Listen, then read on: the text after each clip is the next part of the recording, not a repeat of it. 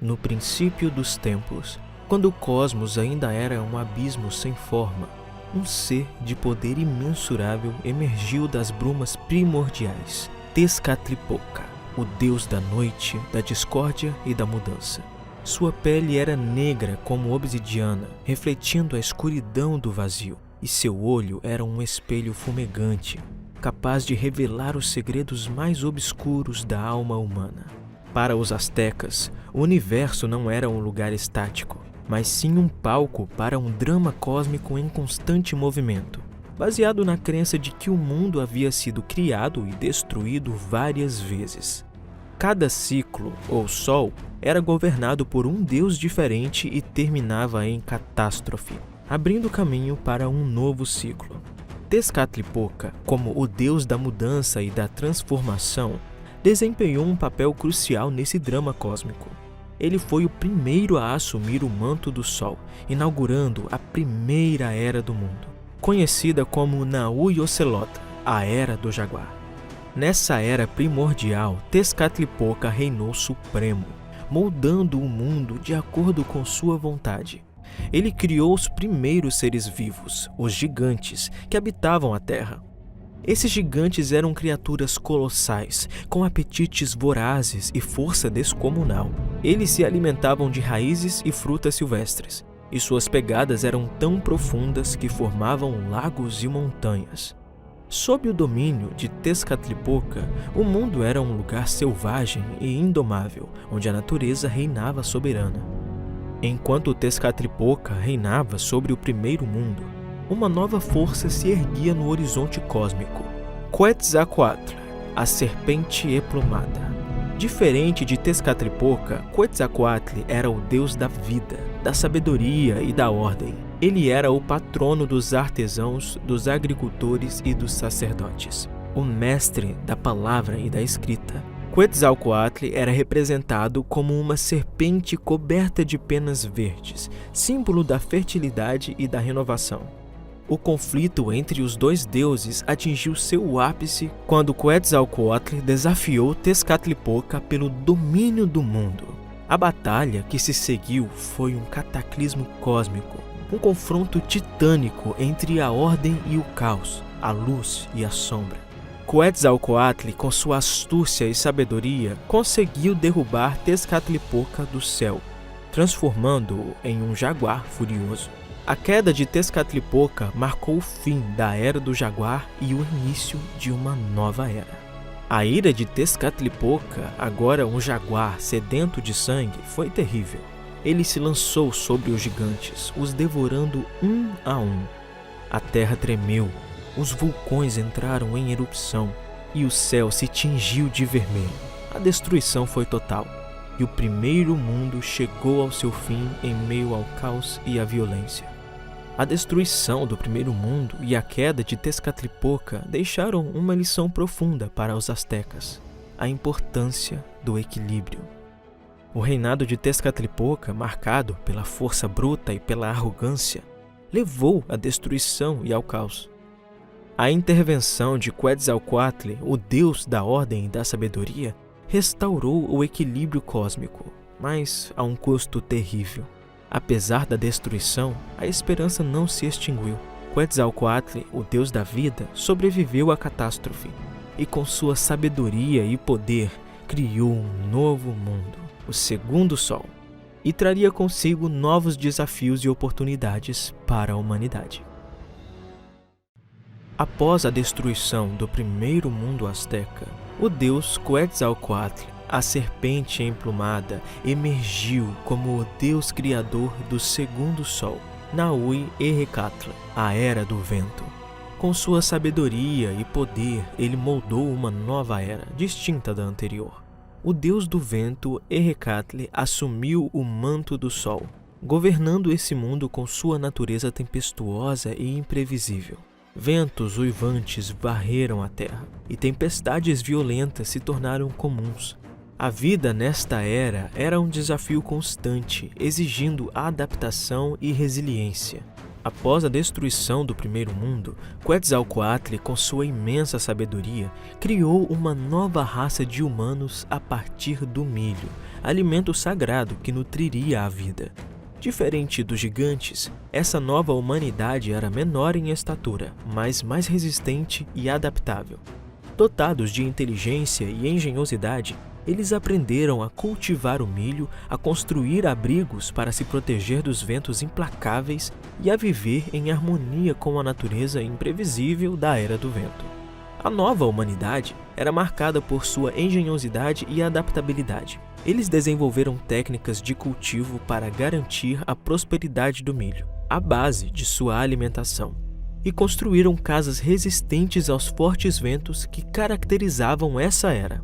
Aprenderam a interpretar os sinais da natureza, prevendo tempestades e adaptando suas atividades de acordo. Essa capacidade de adaptação e resiliência era uma característica fundamental da nova humanidade, permitindo-lhes prosperar em um ambiente hostil e imprevisível. Além disso, a nova humanidade criada por Quetzalcoatl era dotada de uma profunda conexão com o divino. Eles reconheciam a importância do milho como um presente dos deuses e realizavam rituais e oferendas para agradecer e honrar essa dádiva sagrada. Essa espiritualidade enraizada na natureza e na gratidão era uma marca distintiva da nova humanidade, diferenciando-a da arrogância e do desrespeito que caracterizaram os gigantes da Era do Jaguar. Tezcatlipoca, o deus da noite e da discórdia, observava a prosperidade da nova humanidade com crescente ressentimento. O sentimento da derrota anterior ainda corroía seu coração, alimentando sua sede de vingança. Ele não podia suportar a ideia de Quetzalcoatl triunfar e de uma nova raça de humanos prosperar em um mundo que ele considerava seu. Em um ato de fúria vingativa, Tezcatlipoca se transformou em um vento implacável, mais feroz e destruidor do que qualquer outro visto antes. Tempestades colossais se formaram, varrendo a terra com uma força inimaginável. O vento uivava como uma fera enlouquecida, arrancando árvores pela raiz, destruindo casas e espalhando o caos por onde passava. A humanidade, pega de surpresa pela fúria de Tezcatlipoca, lutou desesperadamente para sobreviver. Alguns buscaram refúgio em cavernas e abrigos, enquanto outros tentaram apaziguar o deus enfurecido com oferendas e sacrifícios. No entanto, a ira de Tezcatlipoca era implacável. Ele não se contentaria com nada menos do que a destruição completa da nova humanidade. Em um ato de crueldade, Tezcatlipoca transformou os humanos em macacos, um símbolo de sua degradação e humilhação. Apesar da destruição generalizada, alguns humanos conseguiram escapar da ira de Tezcatlipoca. Eles se transformaram em outros animais, como aves, peixes e répteis, buscando refúgio na natureza selvagem. Esses sobreviventes carregariam consigo a memória da Era do Vento. A Era do Vento chegou ao seu fim abrupto e trágico. Errecatli, o deus do vento, foi derrubado de sua posição como sol, e a maioria da humanidade, transformada em macacos, foi dispersada pela terra. A fúria de Tezcatlipoca deixou um rastro de destruição e caos, marcando o fim de mais um ciclo cósmico. A queda do segundo sol deixou uma marca brutal da fragilidade da existência e da constante ameaça do caos. Após a destruição do segundo mundo, o deus da chuva, Tlaloc, ascendeu como o terceiro sol, Nahui-Quaihuitl. Sob seu domínio, a terra floresceu e a vida prosperou. Chuvas regulares irrigavam os campos. Rios transbordavam de peixes e as colheitas eram abundantes. Com o início da Era da Chuva, Quetzalcoatl, em sua sabedoria infinita, moldou uma nova humanidade a partir do milho, o alimento sagrado que nutriria a vida. Diferente dos gigantes que habitaram a Era do Jaguar, essa nova raça de humanos era menor em estatura, porém mais resistente e adaptável às condições climáticas da nova era. Dotados de inteligência e engenhosidade, aprenderam a cultivar o milho, garantindo sua prosperidade, e construíram abrigos para se protegerem dos ventos implacáveis que varriam a terra. Aprenderam também a interpretar os sinais da natureza, prevendo tempestades e adaptando suas atividades de acordo, demonstrando uma notável capacidade de resiliência e sobrevivência em um ambiente hostil. A abundância de alimento proporcionada pelo deus da chuva, Tlaloc, permitiu que a agricultura florescesse. Plantações de milho, feijão, abóbora e outras culturas se estendiam por vastas áreas, garantindo a prosperidade e o contentamento da nova humanidade. No entanto, essa fartura também trouxe consigo um desafio: a complacência. Acostumados à generosidade da terra, os humanos começaram a negligenciar seus rituais e oferendas aos deuses, esquecendo-se de honrar aqueles que lhe proporcionavam a vida e a prosperidade. Essa ingratidão não passou desapercebida por Quetzalcoatl, que observava a humanidade com crescente desapontamento. A harmonia entre a humanidade e a natureza, tão cuidadosamente cultivada, estava ameaçada pela arrogância e pela falta de gratidão, prenunciando tempos de desafio para a Era da Chuva. Em vez de expressar gratidão pela fartura de alimentos, os humanos se entregaram à gula e ao desperdício. A música e a dança, que antes eram formas de expressar sua devoção aos deuses, se tornaram meros entretenimentos vazios de significado espiritual. A ira de Quetzalcoatl crescia a cada dia, alimentada pela ingratidão e pela falta de respeito da humanidade. Ele viu como as pessoas se afastavam dos princípios que ele os havia ensinado. A harmonia que ele tanto se esforçara para estabelecer estava sendo destruída pela arrogância e pela falta de gratidão da humanidade. Diante dessa situação, Quetzalcoatl tomou uma decisão dolorosa, mas necessária: enviar uma inundação catastrófica para punir a humanidade e purificar o mundo. As chuvas, antes fontes de vida e prosperidade, se transformaram em torrentes impiedosas. Rios transbordaram, lagos se expandiram e a água cobriu a terra, engolindo tudo em seu caminho em um grande dilúvio. Casas, plantações, cidades inteiras desapareceram sob as águas furiosas, como se a natureza estivesse se vingando daqueles que a haviam desrespeitado. Em meio ao caos e à destruição, Quetzalcoatl observava a humanidade se afogar em sua própria arrogância e ingratidão. A inundação era um castigo divino, uma forma de purificar o mundo e dar à humanidade uma nova chance de recomeçar. No entanto, a destruição foi tão completa que apenas alguns poucos humanos conseguiram escapar, transformando-se em peixes para poder sobreviver nas profundezas das águas. A Era da Chuva chegou ao fim em meio a um dilúvio cataclísmico. A Terra, outrora um paraíso verdejante, se transformou em um vasto oceano. A humanidade, antes próspera e abundante, foi reduzida a um pequeno grupo de sobreviventes. A queda de Tlaloc e o fim do Terceiro Sol marcaram o fim de uma era e o início de um novo ciclo. Após a destruição do Terceiro Ciclo Solar, Chauchitluc, a deusa da água doce, dos rios, lagos e oceanos, emergiu como o quarto sol, Nahuatl. Ela era a esposa de Tlaloc, o deus da chuva, e juntos governavam o reino aquático. Chauchitluc era uma deusa poderosa e benevolente, associada à beleza, à pureza e à fertilidade. Sua beleza era comparada à do jade, a pedra preciosa mais valorizada pelos astecas, e suas lágrimas eram consideradas fontes de vida e renovação. Sob o domínio de Chauchitluc, a Terra se transformou em um mundo submerso. Vastos oceanos se estendiam até onde a vista alcançava, pontilhados por ilhas esparsas que serviam de refúgio para a vida. As chuvas torrenciais da era anterior deram lugar a um clima mais ameno e úmido, ideal para o desenvolvimento da vida aquática. Peixes de todas as cores e tamanhos nadavam em abundância, enquanto algas e corais formavam verdadeiros jardins submersos. A humanidade, criada por Quetzalcoatl para esse novo mundo, era adaptada à vida aquática. Seus corpos eram esguios e ágeis, com membros semelhantes a barbatanas que lhes permitiam nadar com destreza. Seus olhos eram grandes e luminosos, capazes de enxergar nas profundezas do oceano. Eles viviam em harmonia com a água, construindo suas casas em recifes de coral e se alimentando dos peixes e plantas marinhas que abundavam nos oceanos. A Era da Água era um mundo de beleza e mistério. As profundezas do oceano escondiam segredos ancestrais e criaturas fantásticas. Os humanos, em sua busca por alimento e aventura, exploravam os recifes de coral, as cavernas subaquáticas e as profundezas abissais. Eles desenvolveram uma profunda conexão com a água, aprendendo a respeitar sua força e aproveitar seus recursos. A Era da Água, apesar de sua beleza e abundância, foi um período efêmero na história do cosmos azteca.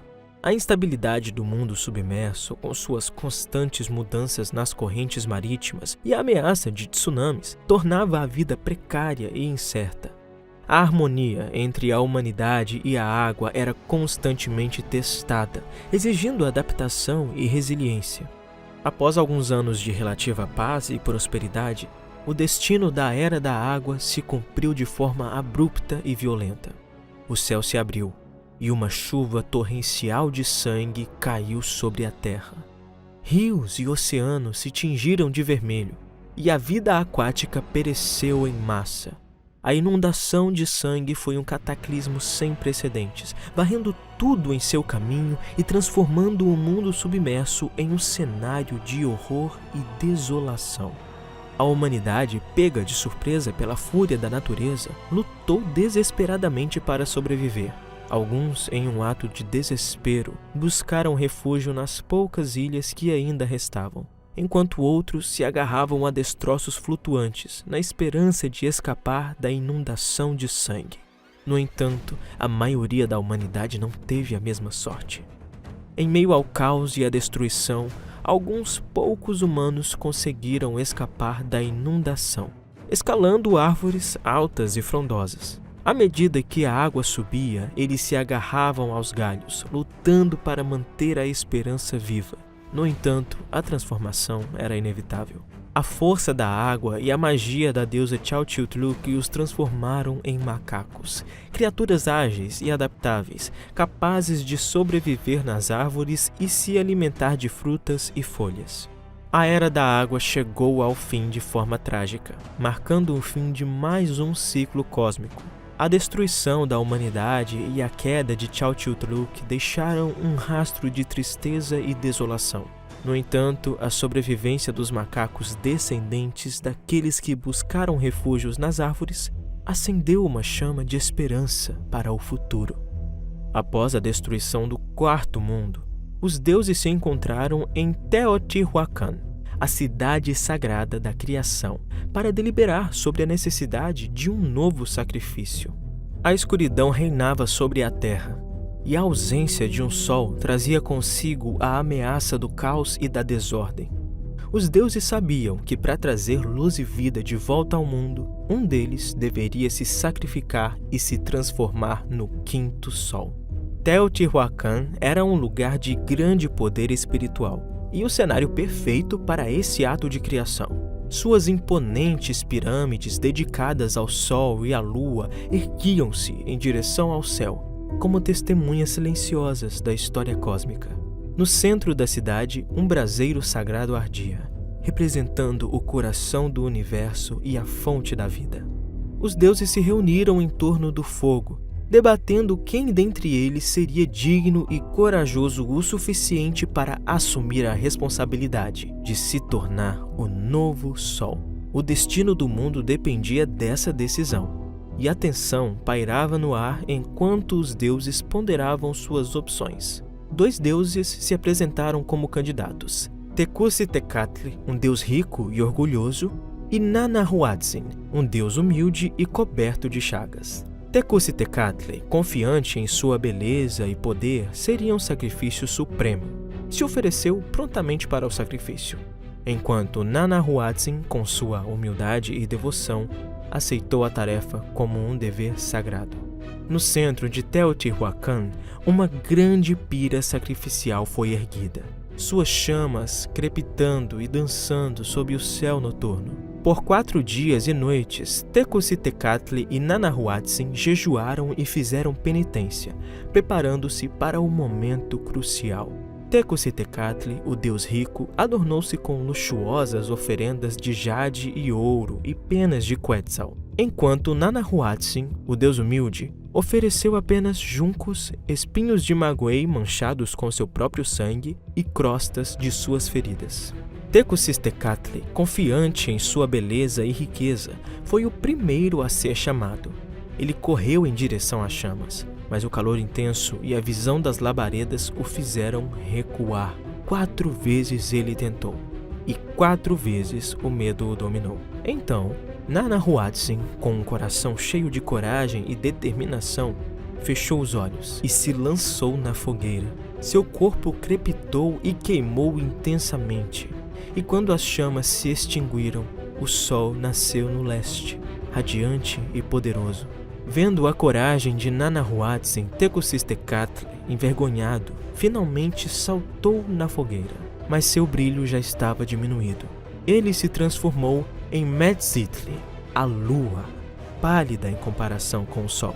O sacrifício de Nanahuatzin e a hesitação de Tecocitecatli explicam não apenas a criação do quinto sol, chamado Tonatiuh, mas também a diferença de brilho entre o sol e a lua. A coragem de Nanahuatzin o tornou digno de se tornar o sol, enquanto a hesitação de Tecocitecatli o relegou à posição de lua, um astro de menor brilho. Grande parte do mundo continuava submerso, e a existência de Tlautecutli, uma deusa monstruosa que personificava a própria terra, representava um obstáculo intransponível para a criação da terra. Tlautecutli era uma criatura aterrorizante, com múltiplas bocas espalhadas por seu corpo, cada uma delas repleta de dentes afiados. Seu apetite por carne humana era insaciável, e ela devorava tudo o que os deuses criavam, impedindo a formação de um mundo estável e habitável. A terra tremia sob seus passos, e seus rugidos ecoavam pelas profundezas, semeando o medo entre os seres que ousavam se aventurar em seus domínios. Cada tentativa dos deuses de criar vida era frustrada pela fome voraz da deusa monstruosa, que devorava tudo em seu caminho. A Terra era um campo de batalha constante entre a criação e a destruição, e a vida lutava para se firmar em meio ao caos. Preocupados com a situação, os deuses se reuniram para discutir como superar esse obstáculo. Quetzalcoatl, a serpente emplumada, e Tezcatlipoca, o deus da noite, assumiram a liderança na busca por uma solução. Eles sabiam que a criação da Terra só seria possível se Tlautecutli fosse derrotada, e para isso eles teriam que usar toda a sua astúcia e poder. Após a criação do quinto sol, preocupados com a ameaça apocalíptica representada por Tlautecutli, os deuses se reuniram em um concílio para encontrar uma solução. O destino do mundo pendia na balança, pois a criação da Terra e o estabelecimento da ordem cósmica eram impossíveis, enquanto a criatura monstruosa continuasse a devorar tudo o que encontrava. Quetzalcoatl, a serpente emplumada, e Tezcatlipoca, o deus da noite, eram os mais poderosos dentre os deuses, e portanto os mais indicados para enfrentar a ameaça. Em um ato de coragem e sacrifício, eles decidiram se unir para derrotar a monstruosa criatura e criar um mundo onde a vida pudesse florescer. A decisão de Quetzalcoatl e Tezcatlipoca de enfrentar Tlautecutli não foi tomada levianamente. Eles sabiam que a batalha seria perigosa e que suas próprias vidas estariam em risco. No entanto, a humanidade e o futuro do cosmos dependiam de sua coragem. A transformação de Quetzalcoatl e Tezcatlipoca em serpentes gigantes foi um processo mágico e impressionante. Seus corpos se alongaram e se contorceram. Suas peles se cobriram com escamas brilhantes. A serpente de Quetzalcoatl era verde como a esmeralda, simbolizando a vida e a renovação, enquanto a serpente de Tezcatlipoca era negra como a noite. representando a escuridão e o poder. Juntos, eles se tornaram uma força imparável, pronta para enfrentar a monstruosa Tlautecutli e criar um novo mundo a partir do caos. A batalha contra Tlautecutli foi um confronto titânico que ecoou por todo o cosmos. As duas serpentes divinas, com seus corpos imensos e escamosos, se lançaram sobre a deusa primordial. A deusa, com suas inúmeras bocas escancaradas, cheias de dentes afiados como obsidiana, rugia e se debatia, tentando em vão se libertar do abraço mortal das duas serpentes. Seus membros gigantescos, cada um com garras capazes de rasgar montanhas, golpeavam o ar e a água, criando ondas gigantescas que ameaçavam engolir o mundo inteiro. O céu se transformou em um turbilhão de nuvens negras, raios e trovões, refletindo a fúria da batalha que se desenrolava abaixo. A serpente emplumada, com suas penas brilhantes como esmeraldas, se enrolava em torno do torso de Tlautecutli, apertando seu corpo com força sobrenatural. A serpente negra como a noite atacava os membros da deusa, seus dentes afundando na carne monstruosa e arrancando pedaços de sua couraça. O sangue de Tlautecutli jorrava como um rio, tingindo as águas do oceano de vermelho. A batalha durou eras, uma dança macabra de destruição e criação. Finalmente, exausta e ferida, Tlautecutli sucumbiu à força combinada dos deuses serpentes. Com um último rugido de agonia, seu corpo gigantesco se partiu em pedaços, espalhando-se pelo cosmos. A partir dos restos mortais de Tlautecutli, um novo mundo emergiu, consciente da necessidade de povoar a Terra com seres que pudessem cuidar dela e honrar os deuses. Quetzalcoatl decidiu descer ao Mictlán, o submundo azteca, em busca de ossos da humanidade anterior. Mictlán, o reino dos mortos, era um lugar sombrio e perigoso, governado por Mictlantecutli e Mictecacihuatl, deuses implacáveis e ciumentos de seus domínios. A jornada seria árdua e repleta de desafios, mas Quetzalcoatl estava determinado a cumprir sua missão, mesmo que isso significasse enfrentar os perigos do submundo. A descida de Quetzalcoatl ao Mictlán foi uma odisseia épica, repleta de obstáculos e provações. Ele teve que atravessar rios de sangue infestados de criaturas demoníacas. Teve que atravessar desertos de ossos, onde os ventos uivavam como almas penadas, e escalar montanhas íngremes, cujos picos se perdiam nas brumas da eternidade.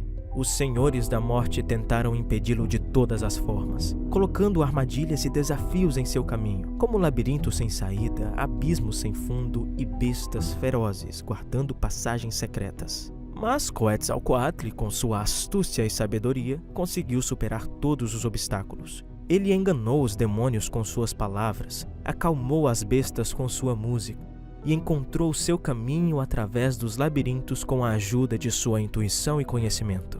Ao chegar ao palácio de Mictlantecutli, o deus da morte, Quetzalcoatl solicitou os ossos da humanidade anterior, argumentando que eles eram necessários para trazer vida de volta ao mundo. Mictlantecutli, desconfiado das intenções de Quetzalcoatl, impôs uma condição aparentemente impossível. O deus da vida deveria soprar uma concha sem furos e produzir um som melodioso.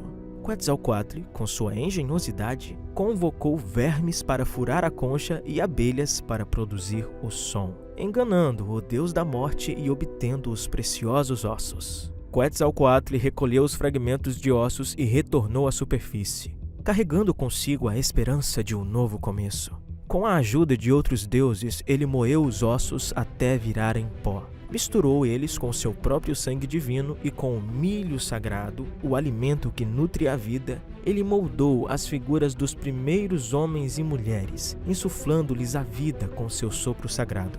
Assim, a nova humanidade nasceu, fruto da união entre o divino e o terreno, entre a vida e a morte. O milho, símbolo da fertilidade e da abundância da terra, e os ossos ancestrais representando a continuidade da vida, se uniram ao sangue divino de Quetzalcoatl para criar seres dotados de inteligência, criatividade e capacidade de amar. A terra, antes vazia e silenciosa, se encheu de vida e alegria, e a humanidade iniciou sua jornada nesse novo mundo, pronta para enfrentar os desafios e celebrar as maravilhas da existência. No entanto, a criação da Terra não significou o fim da influência de Tlautecutli. Sua fome por carne humana, embora saciada momentaneamente pelo sacrifício dos deuses, permaneceu como uma força latente na natureza. A terra tremia com seus suspiros de fome, e seus gemidos de dor se manifestavam em erupções vulcânicas e terremotos. Para apaziguar a deusa faminta, os humanos ofereciam sacrifícios de sangue, um pacto eterno entre a humanidade e a terra, garantindo a fertilidade e a prosperidade do mundo. Os astecas acreditavam que o sol precisava ser constantemente alimentado com sangue e sacrifícios humanos para continuar seu movimento e evitar a destruição do mundo. Essa crença levou à prática de sacrifícios humanos em larga escala, o que se tornou uma parte central da religião e da cultura asteca. A criação do quinto sol e o estabelecimento do ciclo diário marcaram o início da era atual em que vivemos, o Nahui Olin, a era do movimento. Eram necessários sacrifícios contínuos para manter o movimento do Sol e garantir a ordem cósmica. Para os astecas, o sacrifício humano era visto como um ato de devoção e gratidão aos deuses, um ato necessário para manter o equilíbrio do universo e garantir a sobrevivência da humanidade. Quetzalcoatl, movido por sua compaixão e sabedoria, decidiu presentear a humanidade com um alimento que não apenas os sustentasse, mas também lhe trouxesse alegria e força. Este era o milho, o alimento sagrado oferecido pelos deuses como um presente para a humanidade. O maguey, a planta que dava origem à bebida pulque, foi outro presente dos deuses. A bebida sagrada alegrava o espírito e os conectava com o mundo espiritual. Os astecas sabiam que a destruição do quinto sol era inevitável. Essa crença estava profundamente enraizada em sua cosmovisão, que via o tempo como uma sucessão de eras, cada uma destinada a terminar em catástrofe. No entanto, eles não se resignaram passivamente a esse destino. Em vez disso, os astecas acreditavam que poderiam adiar o fim do mundo através de sacrifícios e rituais. A oferenda de sangue humano, especialmente de guerreiros capturados em batalha, era vista como um meio de nutrir e fortalecer o sol, garantindo sua jornada diária pelo céu. Eles acreditavam que após a destruição do quinto sol, um novo ciclo cósmico se iniciaria, com o surgimento de um novo sol e uma nova era. A natureza exata dessa nova era e a forma como ela se manifestaria permanecem um mistério, pois os mitos astecas não fornecem detalhes sobre o que viria após o quinto sol. Essa crença na inevitabilidade do fim do mundo e no renascimento de um novo ciclo reflete a profunda conexão dos astecas com a natureza cíclica do tempo e sua compreensão da impermanência da existência. Para eles, a vida era um ciclo contínuo de criação e destruição, e o fim de um ciclo era apenas o prelúdio para o início de outro.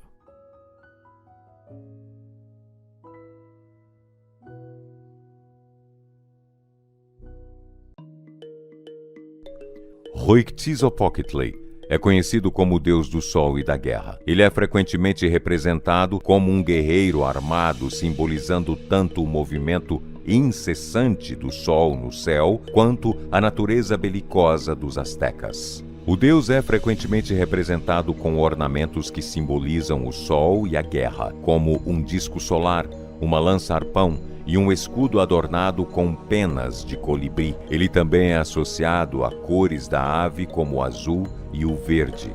Um dos mitos mais famosos relacionados a Huitzilopochtli é o de seu nascimento. Ele nasceu de Coatlicue, a deusa da terra. Quando Coatlicue engravidou milagrosamente, seus outros filhos, liderados pela filha Coyolxauhqui, planejaram matá-la. No entanto, Huitzilopochtli emergiu totalmente formado e armado do ventre de Coatlicue e defendeu sua mãe, derrotando seus irmãos, um ato que simboliza a vitória do sol sobre as forças da noite. Como deus do sol, Huitzilopochtli era associado ao ciclo diário do sol e a ideia de que ele batalhava contra as forças da noite para renascer a cada manhã. Como deus da guerra, ele era o patrono e protetor dos guerreiros astecas, e sua adoração estava intrinsecamente ligada à expansão militar e ao sucesso nos campos de batalha. Em um dos mitos mais famosos envolvendo o deus, é contado que os astecas eram um povo nômade e guerreiro, e Huitzilopochtli, seu deus, patrono e guia, instruiu-os a deixar a região de Aztlán e buscar um novo lar. Huitzilopochtli prometeu aos astecas que eles encontrariam uma terra prometida, onde poderiam estabelecer um grande império. Ele deu-lhes um sinal específico para procurar: uma águia pousada em um cacto nopal, devorando uma serpente. Este lugar seria o centro de seu novo império e a localização para construir sua cidade. A migração dos astecas foi longa e difícil, marcada por várias paradas e conflitos ao longo do caminho. Durante a jornada, Huitzilopochtli guiava e protegia seu povo, oferecendo conselhos e instruções através de sacerdotes e visões. Finalmente, após anos de peregrinação, os astecas chegaram ao Vale do México, um fértil vale com um grande lago central. Lá, eles avistaram o sinal prometido por Huitzilopochtli, a águia em um cacto, com uma serpente em suas garras. Este sinal foi visto em uma ilha no meio do lago Texcoco. Os astecas interpretaram este sinal como a direção divina para estabelecer sua cidade, Tenochtitlan, que viria a se tornar a capital do Império Azteca e uma das maiores cidades do mundo pré-colombiano. A imagem da águia no cacto e da serpente tornou-se um símbolo poderoso para os astecas, representando sua missão e destinos divinos, e hoje é o centro do brasão de armas do México. Os astecas acreditavam que Huitzilopochtli necessitava de sacrifícios humanos para continuar sua jornada diária pelo céu, mantendo o mundo em movimento e afastando a escuridão. Quetzalcoatl é a famosa serpente emplumada da mitologia asteca. Sendo uma divindade poderosa que detém o poder de controlar o vento e é dono de uma grande sabedoria. Ele era considerado um deus de muitas coisas: aprendizado, agricultura, artes, música e poesia. Seus poderes divinos incluíam a capacidade de criar e destruir, de dar vida e tirá-la. Ele era também um símbolo de renovação e transformação, uma vez que as serpentes trocam de pele, simbolizando um novo começo. Na mitologia asteca, Quetzalcoatl era um dos deuses mais importantes. Por ser uma criatura híbrida de natureza dupla, ele era visto como um deus do céu e um deus da terra. O aspecto emplumado de Quetzalcoatl representa sua conexão com o céu, e o fato de ser uma serpente o ligaria à terra. O culto a Quetzalcoatl foi um dos mais difundidos e duradouros da Mesoamérica, e sua imagem pode ser encontrada em muitos artefatos e obras de arte da região. Haviam templos dedicados a Quetzalcoatl em muitas cidades astecas, incluindo o Templo Maior na cidade do México. Na cultura asteca, ele foi associado à ideia de um governante ideal e justo que governaria com sabedoria e justiça. Quetzalcoatl era conhecido por sua natureza pacífica e benevolente, e era considerado um portador de civilização e cultura. No entanto, de acordo com lendas tardias, ele acabou sendo expulso do Império Azteca por seus inimigos e prometeu voltar um dia para recuperar seu trono. Esta promessa foi vista por alguns como uma profecia divinda dos conquistadores espanhóis, que inicialmente foram confundidos com Quetzalcoatl e seus seguidores. Sua imagem e simbolismo continuam a ser significativos para muitos povos meso-americanos até hoje, e sua influência pode ser vista em muitas tradições e práticas culturais da região. Mictlantecutli é uma das figuras mais sombrias e poderosas da mitologia asteca. Senhor do Mictlán, o reino dos mortos. Seu nome significa literalmente Senhor do Mictlán, em náhuatl, a língua asteca. E ele é conhecido como Deus da morte e do submundo, uma figura de grande importância no panteão asteca. o deus governava o submundo, o destino final das almas após a morte, segundo a cosmologia asteca. O Mictlán é descrito como um lugar de repouso final, situado no mais profundo nível do submundo, e todas as almas, independentemente de seu status ou comportamento em vida, eventualmente desciam ao Mictlán após a morte, com exceção daqueles que morriam de maneiras especificamente dignas. Mictlantecutli é geralmente retratado como um esqueleto ou como um ser humano com pele descarnada, adornado com joias e decorações do submundo. Ele é frequentemente mostrado com uma coroa, garras e ossos expostos, simbolizando sua conexão com a morte e a decomposição. Ele tem uma contraparte feminina e esposa, Mictecacihuatl, conhecida como a Senhora do Mictlán. Juntos, eles presidem o mundo dos mortos e são responsáveis por cuidar das almas que ali chegam. Mictlantecutli desempenha um papel proeminente no mito da criação do atual mundo dos astecas, o Quinto Sol, quando Quetzalcoatl desceu ao Mictlán para recuperar os ossos dos seres humanos anteriores, para criar a nova humanidade. É Mictlantecutli que inicialmente lhe dá permissão para levar os ossos, mas depois tenta impedir sua fuga, refletindo o caráter caprichoso e volátil do deus da morte. Como o deus da morte, Mictlantecutli era temido, mas também respeitado como uma figura necessária na ordem do universo. A morte não era vista pelos astecas como o fim, mas como uma fase de transição no ciclo eterno da vida. Mictlantecutli, portanto, era uma figura central na compreensão asteca da vida após a morte e no ciclo da existência. O deus encarna o fim inevitável de todas as coisas vivas e a certeza da morte. Apesar de sua associação com temas sombrios, ele é uma parte essencial do equilíbrio cósmico e desempenha um papel crucial na mitologia e na religião asteca. Na mitologia asteca, Xochiquetzal é a deusa da beleza, amor, fertilidade, flores e vegetação. Seu nome significa flor de pena preciosa. Ela era frequentemente retratada como uma bela e jovem deusa, adornada com flores, penas e joias preciosas. Como deusa do amor e da sexualidade, Xochiquetzal representa os aspectos prazerosos e criativos da vida, promovendo a paixão e o desejo. Ela também é protetora dos jovens e mulheres e da gravidez, garantindo a fertilidade e ajudando no parto. Xochiquetzal era amplamente venerada e muitos rituais e cerimônias foram dedicados a ela, particularmente aqueles que envolviam amor e casamento. As flores eram frequentemente usadas em festivais e rituais em sua honra, simbolizando a natureza efêmera da beleza e o potencial de renovação e crescimento. A deusa não só presidia sobre o amor e a beleza, mas também sobre as artes, incluindo a tecelagem, atividades importantes na vida diária dos astecas. Ela encorajava a criação artística e era vista como uma padroeira das artesãs e dos artistas. Xochiquetzal também é mencionada em lendas envolvendo seus casamentos com vários deuses, o que é um reflexo de sua posição como deusa da fertilidade e da procriação. Ela primeiro se casou com o deus do sol nascente, Quetzalcoatl, mas se separou e se casou com o deus da chuva, Tlaloc.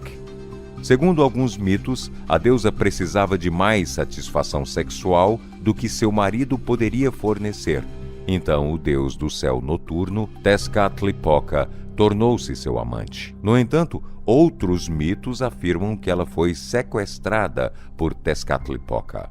Os mitos que cercam Xochiquetzal têm implicações culturais significativas, pois ela é vista como uma protetora das mulheres, especialmente aquelas que estão grávidas ou em trabalho de parto. Sua história também reflete a visão asteca de que a beleza e a sexualidade são forças poderosas e divinas que devem ser respeitadas e honradas. Xochiquetzal é uma deusa que celebra a vida em suas formas mais alegres e criativas. Ela simboliza a capacidade de amar, criar e apreciar a beleza em todas as suas formas.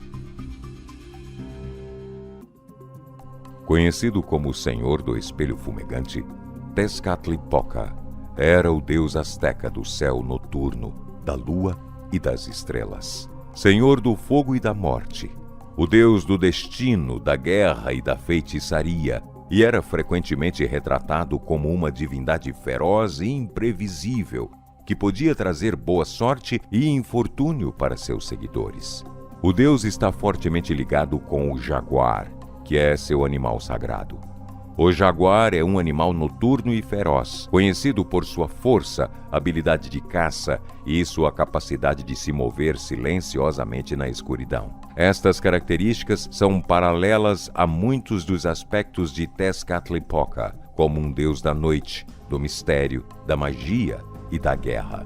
Patrono dos governantes e guerreiros, favorecendo aqueles que mostravam bravura e honra nas batalhas, o culto a Tezcatlipoca era marcado por cerimônias e sacrifícios elaborados. Ele era homenageado com festas e rituais que muitas vezes incluíam sacrifícios humanos, considerados necessários para apaziguar sua sede de guerra e conflito.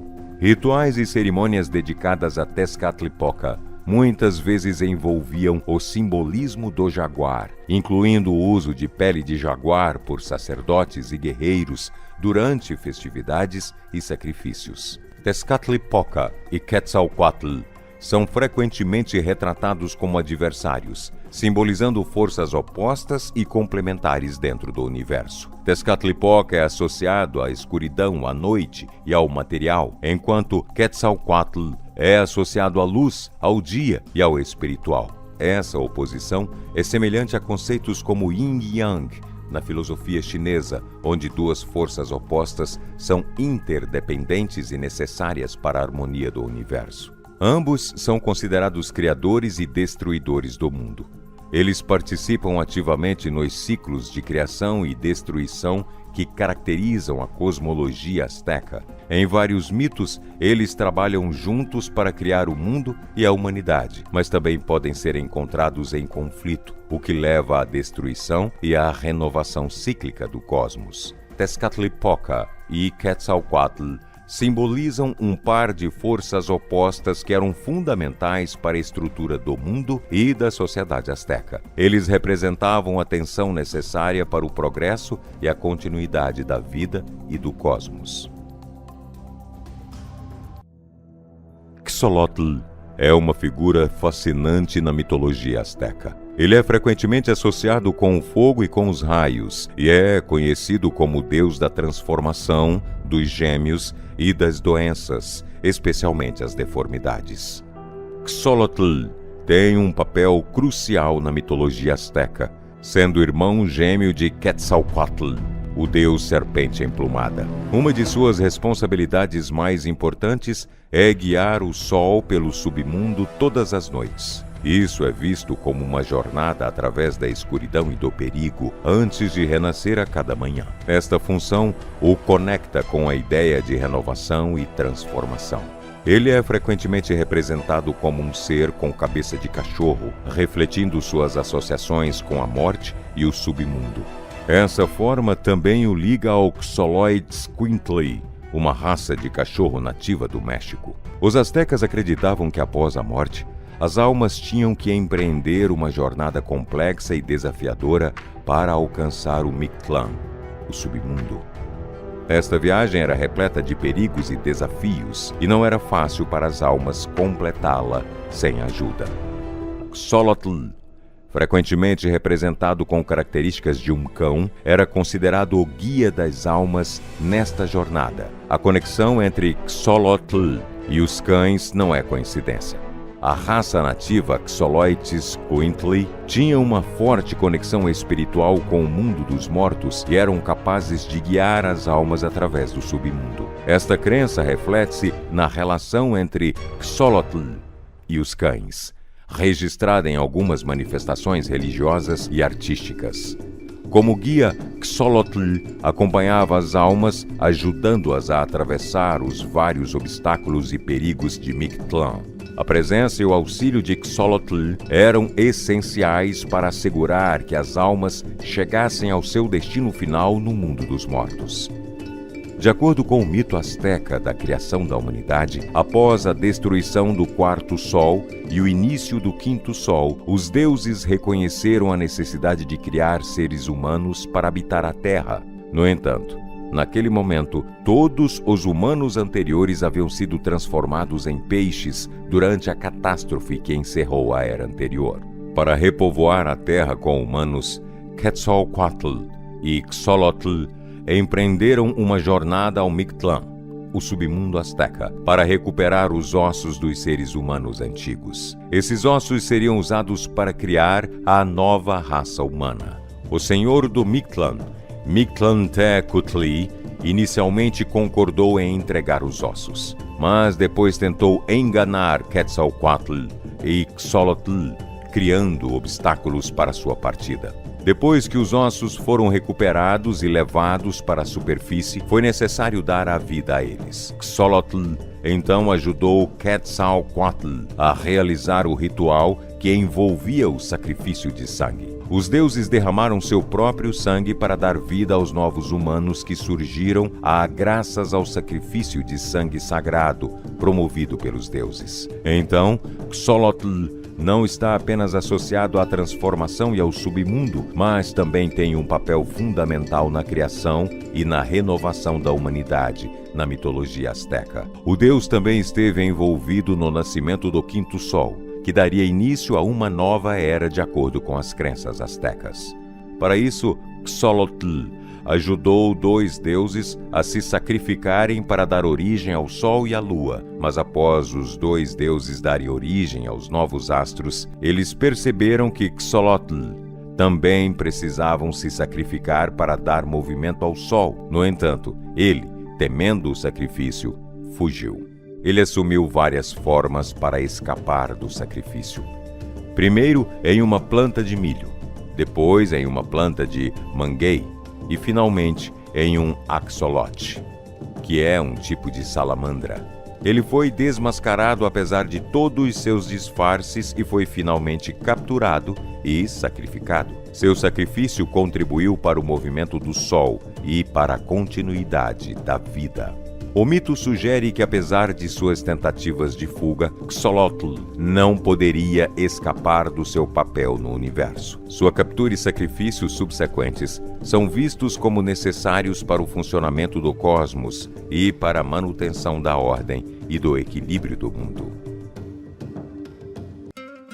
Mictlantecuhtli é a deusa e rainha de Mictlán, o submundo da mitologia asteca. Seu papel é complementar ao de seu marido, Mictlantecutli, o senhor do reino dos mortos. Juntos, eles governam o submundo, presidindo sobre as almas que lá chegam ao seu reino, que não é um lugar de tormento, mas sim um destino final de repouso para as almas. A sua função é garantir que os mortos sejam adequadamente cuidados e que tenham tudo o que precisam em sua jornada no além. A deusa era retratada como uma figura esquelética usando uma coroa de caveiras e uma saia de ossos. Ela segurava um cetro ou um espelho, onde se refletia a verdadeira natureza da alma de uma pessoa. O culto a Mictecacihuatl incluía rituais e oferendas que eram feitos para honrar os mortos. As celebrações em sua homenagem eram um meio de reconhecer a morte como parte integral da vida. Embora não haja tantos detalhes sobre os rituais específicos dedicados a ela quanto existem para outras divindades astecas, sua presença no panteão asteca era crucial para a compreensão da existência após a morte. Como rainha do Mictlán, Mictecacihuatl representa não apenas a morte, mas também a memória e o cuidado para com aqueles que partiram. Mictecacihuatl é muitas vezes associada ao moderno Dia de los Muertos no México. Esta celebração, que mistura tradições indígenas e católicas, homenageia e lembra os mortos. A figura de Mictecacihuatl, como a protetora dos mortos, é vista como um elo entre as tradições antigas e as práticas contemporâneas de veneração dos ancestrais. Tlaloc é um dos deuses mais antigos e significativos da mitologia mesoamericana. venerado em várias culturas, além dos astecas, como os toltecas e os teotihuacanos. Na religião asteca, Tlaloc é o deus da chuva, da água, da fertilidade e raios e tempestades. Ele é uma divindade poderosa, essencial para a agricultura e crescimento das colheitas, bem como para a vida em geral. Tlaloc é frequentemente representado tendo uma pele azul, com olhos em forma de anéis e grandes presas em seu sorriso, simbolizando seu poder e sua conexão com a água e a chuva. Ele é conhecido por carregar consigo um bastão de relâmpago, usado para desencadear tempestades, trovões e chuvas. Ele é muitas vezes associado com um grupo de deidades menores, conhecidas como Tlalocs, que servem como seus ajudantes e são encarregados de distribuir as chuvas. Ele também está ligado a Xauxiutlicue, a deusa das águas correntes e das nascentes, que é considerada sua esposa ou irmã em diferentes versões dos mitos. O culto a Tlaloc era extremamente importante para os astecas, que dependiam da chuva para o cultivo de suas colheitas. Ele era homenageado em festivais anuais com grande pompa, onde se faziam oferendas e sacrifícios para garantir chuvas abundantes e para proteger as comunidades de secas ou enchentes. Os sacrifícios a Tlaloc eram feitos com a esperança de receber chuvas adequadas para as colheitas. Tragicamente, esses sacrifícios incluíam, por vezes, crianças, pois acreditava-se que as lágrimas das crianças eram um presságio de chuva.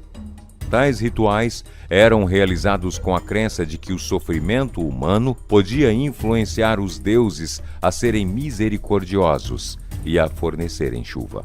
Um dos mitos mais trágicos associados a Tlaloc é o do Grande Dilúvio. Desgostoso com a humanidade, Tlaloc enviou chuvas torrenciais que inundaram o mundo, destruindo a civilização e transformando os seres humanos em peixes. Este mito simboliza a destruição e a renovação cíclica do mundo, um tema comum na mitologia asteca. Tlaloc é uma figura essencial na compreensão da relação entre os astecas e seu ambiente natural. Ele simboliza o poder da natureza e a crença de que os deuses têm influência direta sobre os elementos vitais para a sobrevivência humana. A devoção a Tlaloc reflete o respeito e a reverência dos astecas pelo poder e pela imprevisibilidade da natureza.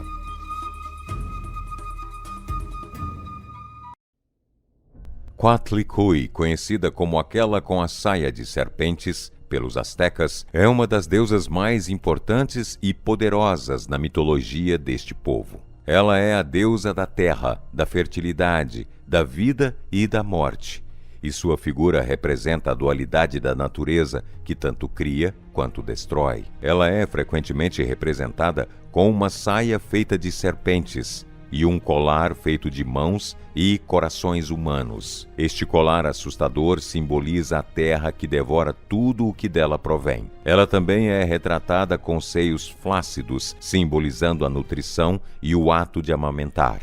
Seu rosto é muitas vezes formado por duas serpentes que se enfrentam, representando a terra e o céu. O culto a Coatlicue era central na religião asteca, e ela era reverenciada como a mãe dos deuses e dos seres humanos. Como deusa da terra, ela era tanto a fonte da vida quanto a receptora dos mortos. Coatlicue era temida e respeitada, simbolizando o poder incontrolável e muitas vezes brutal da natureza.